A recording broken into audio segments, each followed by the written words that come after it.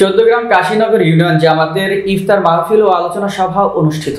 চৌদ্দগ্রাম থেকে মোহাম্মদ শফিউল আলমের প্রতিবেদন দেখুন বিস্তারিত। কুমিল্লা চৌদ্দগ্রাম উপজেলা কাশীনগর ইউনিয়ন বাংলাদেশ জামায়াতে ইসলামের ইফতার মাহফিল ও আলোচনা সভা অনুষ্ঠিত হয়েছে। শুক্রবার বিকেলে কাশীনগর ইউনিয়ন জামায়াতে ইসলামের বড় কাসনাং ইউনিয়নের আয়োজনে ঈদগাহ মাঠ প্রাঙ্গণে মিলাদ মাহফিলের মধ্য দিয়ে ইফতার মাহফিল ও আলোচনা সভা অনুষ্ঠিত হয়।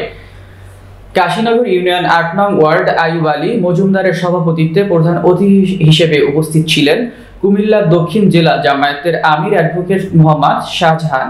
বিশেষ অতিথি হিসেবে উপস্থিত ছিলেন চৌদ্দগ্রাম উপজেলা জামায়াতের সাবেক আমির শাহ মোহাম্মদ মিজানুর রহমান, কুমিল্লা দক্ষিণ জেলা মজলিসের শুরা সদস্য মাওলানা আবু বকর, কুমিল্লা বিশ্ববিদ্যালয়ের সমন্বয়ক সাখাওয়াত হোসেন শাওন, সুপুয়া সফরিয়া ফাজিল মাদ্রাসার অধ্যক্ষ মাওলানা শহীদুল্লাহ, কাশীনগর ইউনিয়ন ৮ নং ওয়ার্ড জামায়াতের সেক্রেটারি মাওলানা কামরুল হাসান।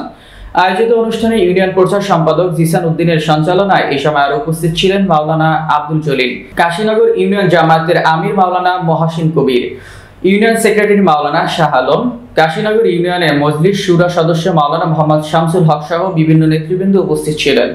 আমি গুণামুক্ত হব, বিরত থাকব। এখন এই বিরত থাকার সাধনা জানে পবিত্র কোরআন নাযিল করেছে। বাংলাদেশ জামাত ইসলামী এই কোরআনকে ব্যাপক দাওয়াত আছে। সুতরাং এই রোজা দিয়ে আল্লাহর জান্নাতে যাওয়া যাবে না।